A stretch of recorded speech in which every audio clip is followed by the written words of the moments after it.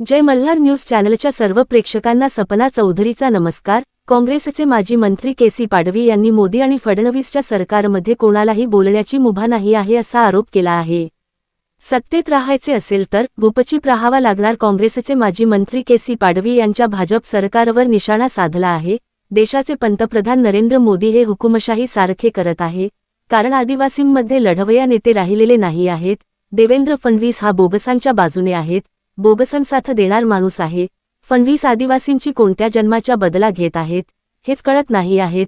सत्ताधारी आमदारांना का कळत नाही का त्यांचा पक्षात का जातात? भाजपा पक्ष दलित आदिवासींच्या नाही आहे।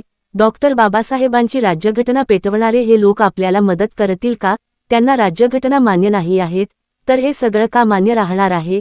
राज्य सरकारने कितीही प्रयत्न केला तरी आम्ही आमच्या आरक्षण कोणालाही मिळू देणार नाही, मात्र सत्ताधारी आमदार का बोलत नाही हा संशयाचा विषय आहे। माजी मंत्री केसी पाडवी उईके याच्यावर देखील आरोप केले आहे की राज्याचे आदिवासी विकास मंत्री अशोक उईके यांना आदिवासींचे अनेक विषय समजत नाहीत। उईके यांचे असं आहे, उठ म्हटलं तर उठा आणि बस म्हटलं तर बसतात। अशोक उईके यांच्यावर आता शंका यायला लागली आहे, ते RSS मध्ये गेले होते की काय? आदिवासी मंत्र्यांना आदिवासींचे प्रश्न कळत नसतील तर आदिवासींचा विकास कसा होणार? आदिवासी मंत्री आदिवासींना विकायला निघालेत। ज्या पद्धतीने राज्य सरकार जात आहे यावरून लक्षात येते की राज्यघटना पेटवायला निघालेले आहेत। दलित आदिवासींना संपवून टाकण्याच्या कट सरकारच्या दिसून येत आहे, आणि ज्या पद्धतीने हे सर्व चाललं आहे त्यावरून लक्षात येत आहे सर्व दलित आदिवासींना मारण्याच्या भूमिका दिसून येत आहे। देशाचे माजी सरन्यायाधीश भूषण गवई यांच्याकडे खूप अपेक्षा होत्या, मात्र त्यांनीही काहीही केलेलं नाही आहे। आदिवासींना संपवणाऱ्या पक्षांमध्ये लोक जातात का? सुप्रीम कोर्टात आलेले निकाल ही तुम्ही व्यवस्थित देत नाहीत, आता तर न्यायव्यवस्था ही संपवायला निघालेले आहेत। या देशात आता फक्त आंदोलनाची भूमिका ठेवणे आणि लोकांनी पेटून उठणे एवढेच बाकी राहिला आहे। आज तुमचे दिवस आहेत म्हणून हे आरक्षणाचे सर्व विषय करता आहेत, मात्र उद्या आमचे हे दिवस येणार। राज्यघटनेने दिलेला आरक्षण आम्ही सांभाळून ठेवूयात, कोणालाही वाटेकर होऊ देणार नाही, असे माजी मंत्री ॲडव्होकेट केसी पाडवी यांनी सांगितले आहे। सपना चौधरी, जय मल्हार न्यूज, नंदुरबार। एक आहे, काँग्रेसमध्ये स्वातंत्र्य आहे आणि ज्याने त्याने आपापल्या समाजासाठी आपापले प्रश्न मांडावेत, ते प्रखरपणे मांडावेत आणि तिथे मुभा आहे बोलायला।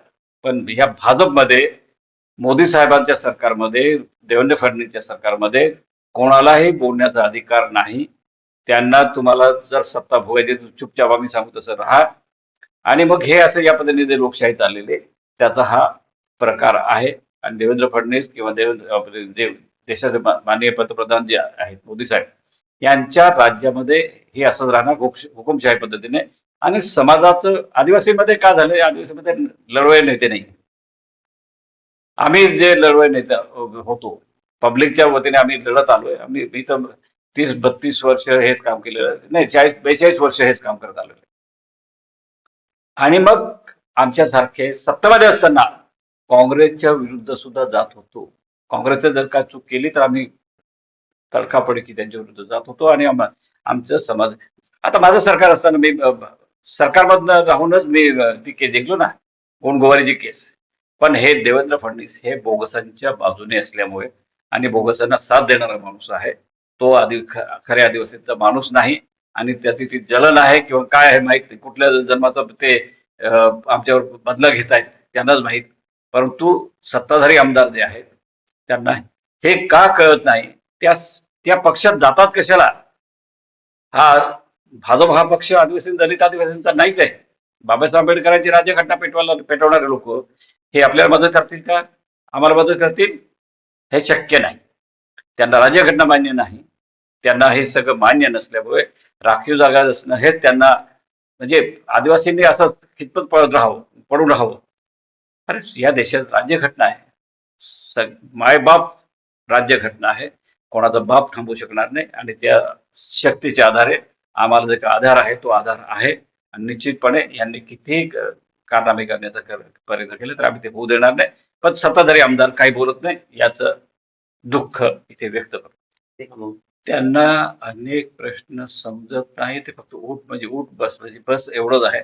आणि मला तर त्याच्यावर सुद्धा शंका यायला लागली, ते आरक्षणामध्ये गेले होते का? आरक्षणामध्ये त्यांचं आरक्षणामध्ये राहून आले का? म्हणजे आदिवासींचे प्रश्न आदिवासी मंत्र्याला कळणार नाही, तर आदिवासींचा विकास कसा होईल? आदिवासींना विकायला निघालेत का हे? मग आदिवासींचं म्हणजे मग सगळे एकदम सांगू द्या ना, राज्यघटनेत आम्ही पेटवून देतो आणि आदिवासींचा विकासच करायचा नाही. दलित आदिवासींना आम्ही सपोर्ट टाकतो. आणि नाही, हे असंही ती प्रोसिजर आहे. स्लो पायझनिंगची प्रोसिजर आहे. सगळ्या दलित आदिवासी गरिबांना मारण्याची ही भूमिका या देशात आहे, राज्यात आहे. आणि इथे बाबासाहेब आंबेडकरांना खरं म्हणजे भूषण गवई सुप्रीम कोर्टात असताना फार अपेक्षा होती. पण त्यांनी सुद्धा काहीच केलं नाही असं माझं ज्युडिशियरी सुद्धा आजच्या घडीला फार वाईट दिवस चाललेले आहे. आणि मग ही राज्यघटना राहणार की नाही? मग अशा लोकांचे बळी जात असताना हे ज्यांना आदिवासी विकास मंत्री हे आदिवासी आहे. नावाला आदिवासी आहे. मग त्याला कळत नाही का? आम्हीच फक्त ठेका घेतलाय का? मग तुम्ही सगळे परत तिथे बसून सत्ता फक्त भोगणार आणि मग आदिवासींना आणि नाटकं करायची नाही. उडी मारणार काय, दाखवणार काय, चर्चा करणार काय, डॉक्टर गावित, हिना गावित हे सगळे त्यांच्या पक्षात जातात कसं एक तुम्हाला आम्हाला प्रश्न पडतो. आदिवासींना संपवणारे जे काही पक्ष आहे, जे हे पक्ष आहेत, त्यांच्यावर तुम्ही सत्तेत भोगतात, सत्तेमध्ये जातात कसं? त्यांच्या मांडीला मांडी कशी लावून बसतात? आम्हाला तर यांची सुद्धा लाज वाटते. तो आपला काय तो दिल्लीमध्ये राज्यमंत्री आहे तो. असे लोक जे आहेत, दलितांमधला नेता म्हणतो त्याला आणि तो तिथे पाणीला राज्यघटनेचा अपमान होतो, बाबासाहेब आंबेडकरांचा अपमान होतो. त्यावेळेला ते पार्लिमेंटमध्ये बोलायला तुम्ही तयार नाही. सुप्रीम कोर्टात आल्या केसेस तुम्ही निकाल व्यवस्थित देत नाही. आणि तुम्ही ज्युडिशियल सुद्धा संपवायला निघाले, राज्यघटना संपवायला निघाले. त्यावेळेला या देशात फक्त आता आंदोलनाची भूमिका ठेवणं, लोकांनी पेटून उठणं एवढंच फक्त शिल्लक आहे. आदिवासीला खरं म्हणजे आदिवासी हा फार गरीब प्राणी आहे. त्याला काय आपलं नुकसान होतं हे कळत नाही. म्हणजे अगदी मेला तरी गेला, पण आपलं काय नुकसान झालं याच्यात त्याला चीड येत नाही. हे पण तेवढं दुर्दैव आहे. पण आम्हाला निश्चितपणे आमच्यामध्ये जाणकार अनेक लोक आहेत. आम्ही ते होऊ देणार नाही. कितीही सत्ता भोगा, काही करा. आज तुमचे दिवस आहे. उद्या लोक सगळे पाहत असतात. लोकांना कळत नाही असं पण म्हणणार नाही मी. पण लोकांना कळतं.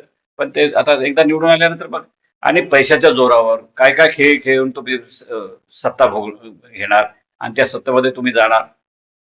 किती दिवस चालवणार आहे? पण राज्यघटना जिवंत राहिली पाहिजे याच्यासाठी वाटेल ते करून जीवदान देऊ, परंतु ते राज्यघटना संपू देणार नाही. आणि लोकांना सुद्धा लोकांमध्ये जागृती आणू आणि आमच्या ज्या राज्यघटनेने दिलेल्या सवलती ते सांभाळून ठेवू, हे आपल्या माध्यमातून जनतेला आणि सरकारलाही आवाहन करतो.